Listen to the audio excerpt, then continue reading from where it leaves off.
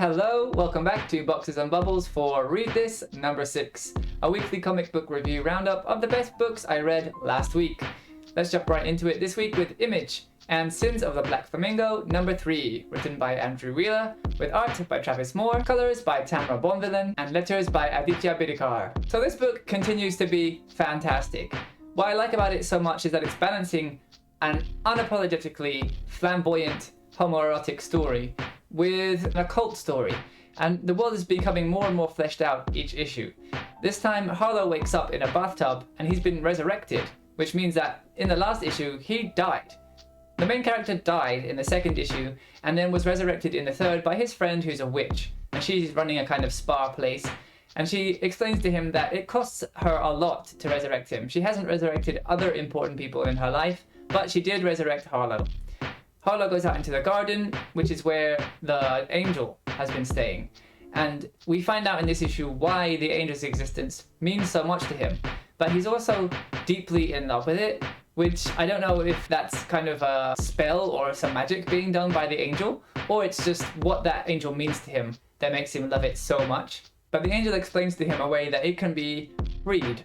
But if it is freed, it will cease to exist. It's an idea that's been imprisoned in a human form. So it will cease to exist in the form that it's in now, but it's not going to die. But it does mean that his relationship with Harlow will have to end. And there is a really raunchy double-page spread in the middle of this that manages to be horny but tasteful. So having learned this information, Harlow decides that he's going to go back to his place because he has an artifact there that will help the angel. But after the events of the last issue, he's wanted, and he knows that if he goes back to his place, he's probably going to have to contend with some people. So essentially he's breaking into his own apartment to get something. While he's there, somebody else notices that he's entered and they come after him. They want the item that he's going to get too. But that person gets taken out by yet another person who wants the same item. But the second person has a dark, sinister political motivation behind what they're doing. The backstory that we get this issue for Harlow really brings out the reason why this angel means so much to him. It's not just that it shouldn't exist, but does. There's much more to it than that. Harlow has seen something awful, and he doesn't believe that something like an angel can exist. So this angel really represents a lot of hope for him. Of course, the art and colors are gorgeous as always. This book just continues an amazing balancing act. Each issue, the world is getting fleshed out more and more. The characters and the magic and the lore is kind of being built up. And we're on issue 3 of 5, and I really don't want this series to end. But the way that it's been going, I'll be surprised if there isn't more to come in the future, and I really hope there is, because this is fantastic. Unless you're vehemently homophobic, I feel like, though this is a really super gay story, it's not gonna alienate anybody, and I find that so impressive. Of all the gay stories that I've seen, the character being gay is the entire point, or it's a romance. This does have a romance, and it looks like maybe a love triangle, but there's so much more to it than that. This is the first obviously gay story that I've ever read that I feel like people who are not gay can read and not feel like it's not aimed at them, or like there's nothing in that story for them. And that's a feat that I have no idea how Andrew Wheeler managed to pull off, but he's done it superbly. So yeah, fantastic series, and I really hope we get to see more of Harlow going forward. Next, we're moving on to Dark Horse and The Lonesome Hunters number 3, which is a solo book by Tyler Crook. We're on the penultimate issue, and another book I just don't want to end. The story is so lovely. This issue, the two characters that we've been following, Lupe and Howard, are driving across the country to try and find the Magpie Queen and return the pocket watch back to her. During the car ride, Lupe wants to tell Howard about her favorite anime, I guess? She's explaining some kind of mech show to him, and he's genuinely interested and paying attention and asking her questions about the show, and it's adorable. I've been saying that about this series since the first issue. Their interactions are so warm and so friendly with each other, even though they're generations apart, something that's added to all the more by the end of the issue, when Howard and Lupe arrive at their destination and they're greeted by some really eerie, creepy, hooded figures, and Howard just tells her to stay in the car. And Lupe protests against that because of course she wants to go with him to make sure that he's safe, but he refuses and asks her to stay in the car. He just wants to make sure that she's safe. Even though they spent just a short time together, he's become really attached to her. And for her part, this issue we get her backstory, which is tragic. And we learn that really, he's all that she's got too.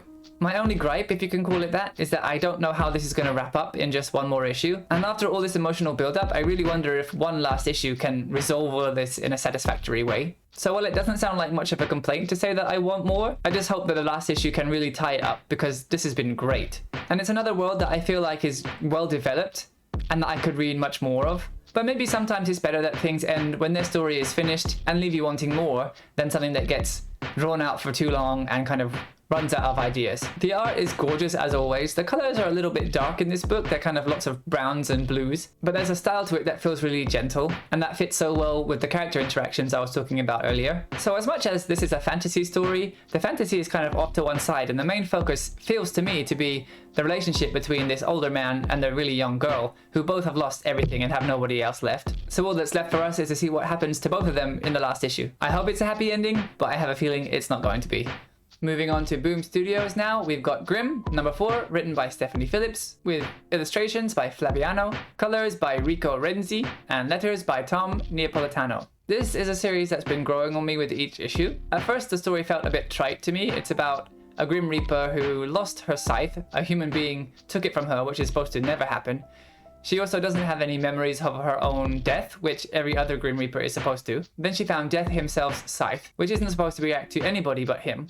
And of course when she picked it up, it reacted and she was able to use it. Lots of these things are a bit tropey, but things get more interesting in this issue, and as we've gone on, the art has really grown on me. The more I've been reading the series, the more I think it's a really cool style. This issue has some really lovely colouring as well. The characters find themselves in Vegas this time, and those pages are coloured gorgeously. The neon light are reflecting on things, and there's just colours all over it. It reminds me a little bit of Bloodstained Teeth actually. There are colours everywhere in those pages, and it's great. So as I mentioned, the characters found Death's scythe, and it works for our main character, and they use that to track Death, and they find out that he's been hiding out somewhere in Vegas. Here's where the story goes a little bit too far for me, because there's a lady standing in the middle of the road about to be hit by a bus. Jessica decides to save her, and that's what allows her to communicate with Death. It feels a bit too convenient, but I mean it moves the story along, so I guess it's okay. Having done that, Jessica and her friends are able to go find Death's hotel room and visit him there, and it remains to be seen what it is that they'll be discussing. Back in the underworld though, the lady that's been messing with Jessica this whole time is angry when she finds out that the end let her escape. So she starts the next part of her plan, which is to make everybody in the underworld blame everything on Jessica, and now everyone's going to be coming after her. So we'll see how that balances out. She's just met Death, but now everybody in the underworld is going to be after her, and that's where the issue ends. So we'll find out next issue what's going to happen. Moving on to Aftershock next, we've got A Calculated Man, number 3, written by Paul Tobin, with art by Alberto Albuquerque, colors by Mark Englert, and letters by Taylor Esposito. The violence ratchets up in this issue, now that the mob knows that Jack Beans is the one that's taking out members of the gang, and his witness protection people know that he's the one that's taking out members of the gang. Everybody's after Jack. But he's way too smart. He knows everybody's habits and he knows everybody's schedules by heart, and he's using those to track people, to trick them, and to set traps and double bluffs. So while everybody's chasing him, he's managed to take out multiple people in one issue. He's also come to the realization that he needs to come clean with his girlfriend, the one that he's been role-playing with on the phone this whole time. She's still pretending to be a stripper, but we can see that she's pretending. He's telling her exactly what he's up to, and she thinks that it's not real, but of course everything that he's saying to her is true. But it turns out that the difficult situation he's engineered for himself is one that he actually really enjoys, because he doesn't know what's going to happen. He has no idea what the outcome will be.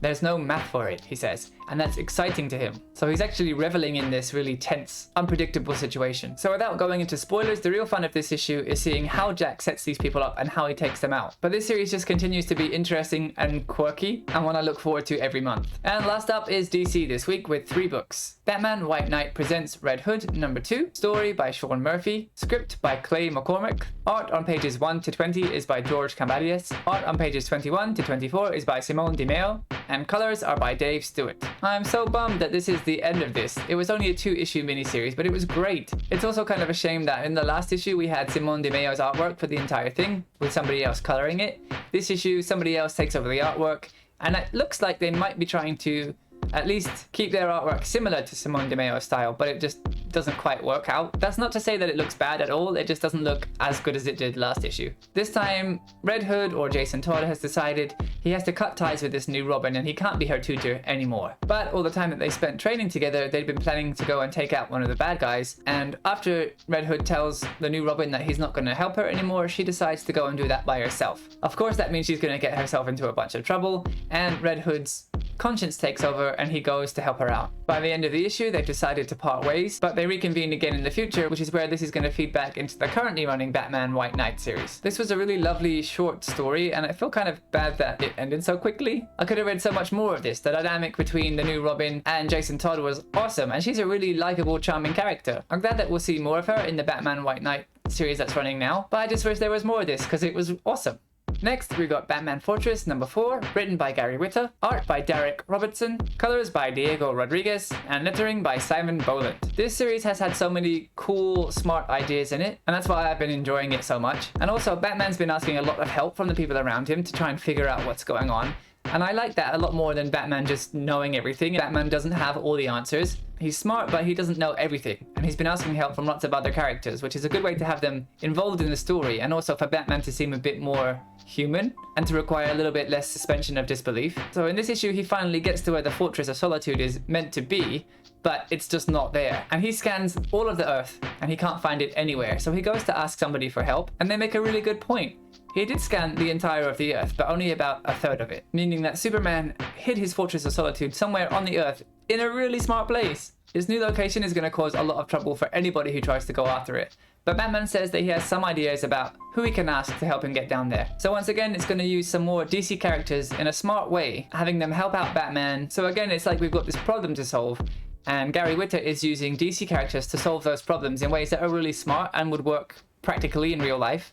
So while it's a superhero story, they're doing things in a way that's kind of realistic, and I really enjoy reading that. This book feels like it lives in this midpoint between like real world science and superhero stuff, and it's like, yeah, there are some things that are fantastical, wouldn't really happen, but there are also some situations that are real and based in real science. And having those jammed together results in a combination that personally I really like. And while all that's going on, while it's blending these big ideas, there's still some of the dialogue that's so funny. So while the art in this one isn't exactly for me, the story and the dialogue and the ideas that it's dealing with are so much fun to read. So I was a bit trepidatious when I read the first issue of this, and the artwork is still a little off-putting to me, but the story and the dialogue is just so great, and it's doing something that I've never seen done before, where other superheroes are trying to break into Superman's Fortress of Solitude to find out what's going on with him, and also to potentially save the entire Earth. It feels like it's a Batman story that's not going to have any place in continuity, but that's fine. It works great for this book because it's just a lot of fun to read, and it's a bit of a lighter Batman story. Batman's kind of having fun in some of his dialogue. He's being a bit jokey and a bit jovial, but still being grumpy old Batman. I think if I had to describe this series in one word, it would be surprising,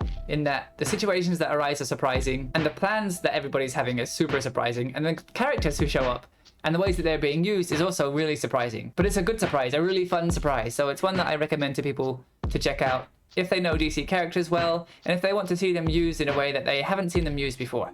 And lastly this week, Detective Comics number 1062, written by Ram V, with art by Raphael Albuquerque, colors by Dave Stewart, and letters by Ariana Mayer. This one is still so mysterious and so weird, but written in Ram V's recognizably verbose, almost poetic style. This issue deals with Harvey Dent, who seems to have reformed himself. He's wearing a gold mask on half of his face, which looks awesome, and he meets with Bruce Wayne in a bar, and they have a bit of a conversation, after which Bruce leaves. As we saw last issue, somebody with a name that's quite similar to Arkham is coming to Gotham to reclaim their legacy. And we see that on their boat ride, they have one of these strange music boxes that Batman also found last issue. And when Batman takes his box to the maestro, somebody who is in Arkham who might know something about the music that comes out of this box, and the maestro says that the music contains this certain pitch, this certain note that's called the Devil's Interval. And after Batman has taken it to him and he hears some of the music, he goes outside and he has this like psychotic break, pretty much. This hideous like bat creature comes called Barbatos, and it has this big, long, kind of mysterious monologue, and that is super interesting, but I don't know where that's going. I don't know if this music box is doing something to Batman's mind, and that's also happening to the young man on the boat, or if there's just something wrong with Bruce. Either way, that page of this big bat creature is so creepy and so cool. The colors and the shadows are awesome, and it has these very square text boxes of its speech, and it has this different font than the rest of the comic, and the way that it comes in the middle of the book, it just comes as this big kind of crescendo of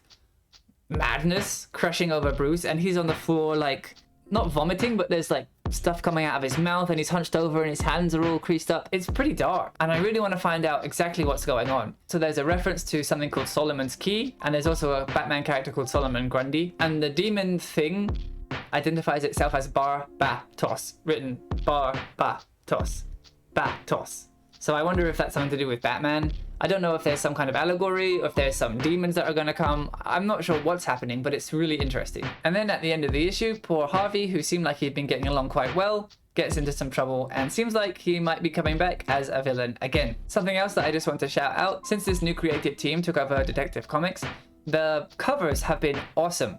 I don't really usually care for comic book covers because before I was really super into reading comics, I'd often find a gorgeous cover, want to look at the inside of the book and then find out, oh, it's completely different than the cover. And that was a real disappointment for me. And I think because of those times, I don't really tend to pay much attention to comic book covers, but the design of this one, there's something that really strikes me about it. It's kind of, it has this border and there's like a shape of cutouts in the corner, and then the style of the image in the middle, at least both of these last two issues, has been really striking. So I really want to get hold of those physically because I really love those. It's still not clear exactly what's going on, but it's a Ram V story, so I feel like it's okay for it to take its time.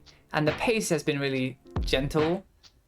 So I think it's taking its time to build up this mystery, which will eventually come out. And that's all for this time. A little bit light this week, but these were the cream of the crop this time. So if you enjoyed this video, please check out the rest of the channel for some more spoiler-free comic book review roundups each week. Give me a follow at Boxes and Bubbles on Twitter to hear about all these books as I read them, as well as the ones that don't make it into the best of videos each week. And if you really feel like helping me out, give me a sub, a thumbs up, and share this around to your friends. That's all for this time, but as always, thank you so much for watching, and I'll see you next week. Bye!